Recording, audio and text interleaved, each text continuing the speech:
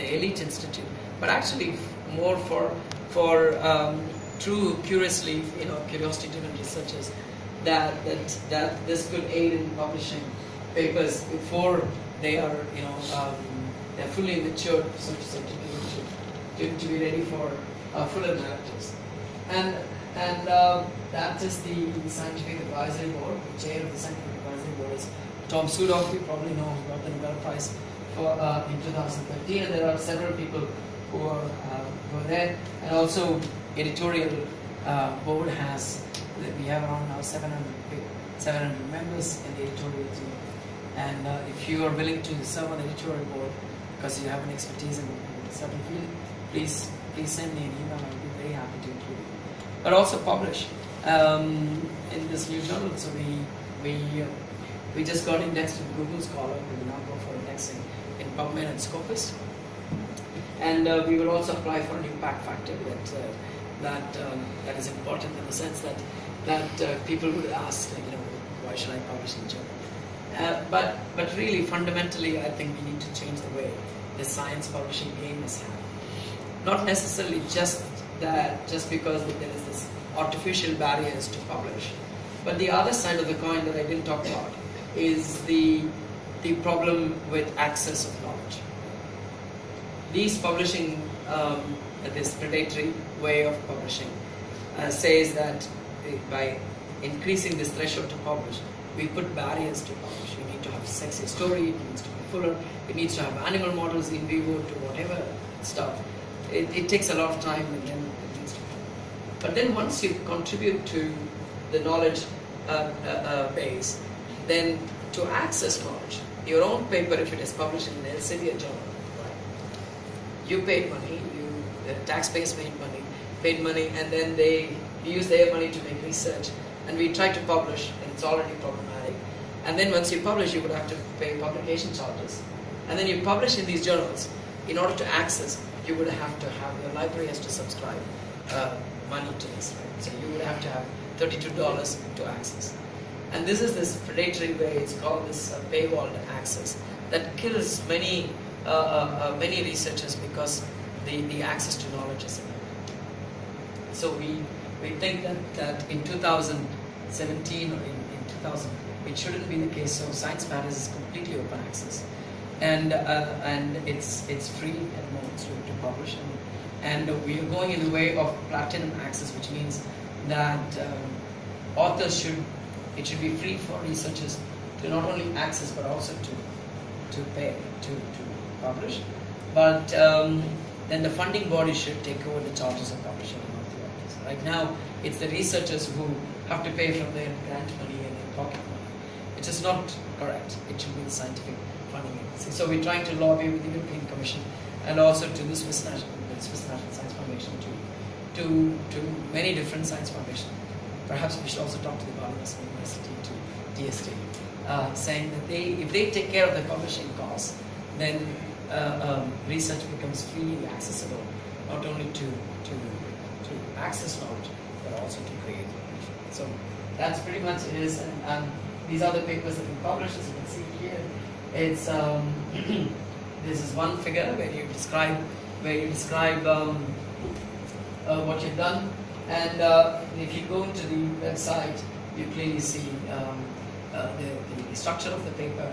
And this is the paper that I talked about. It came from my lab, and it refutes the claims of the Nobel laureate from Rockefeller that talked about a new target, and we couldn't reproduce the data.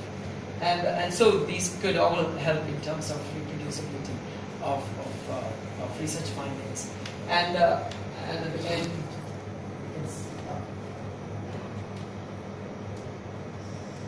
so the motto is that stories can wait, science can't, science matters more. And so I guess that by having disruptive technologies and innovations in the science publishing domain, maybe we could move into an era where these could contribute to the big data of science and knowledge. And most of the knowledge now is sitting in our desk drawers, so we could just put them out in.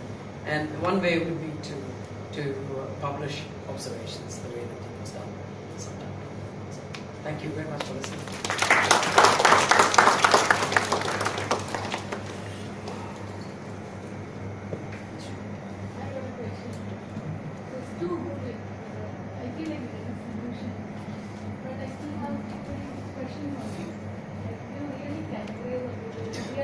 print the paper based on the field of research and the discipline of discipline based on the curriculum categorizing of it. Anybody can discipline can publish papers. At the moment, it's really focused on life sciences, natural science. So we publish in biological science, chemical science, physical sciences, and we expand in the future to humanities and social sciences. But who should publish? Who can publish?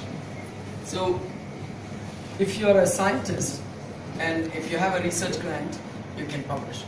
But if you are visiting, let's say I come and visit your lab and I have this data, like I see your data, can I publish? No, I can't, because we do ask whether the grant the funding was granted to your lab. Because otherwise, if it's a single observation, anybody can take the data and then publish for us.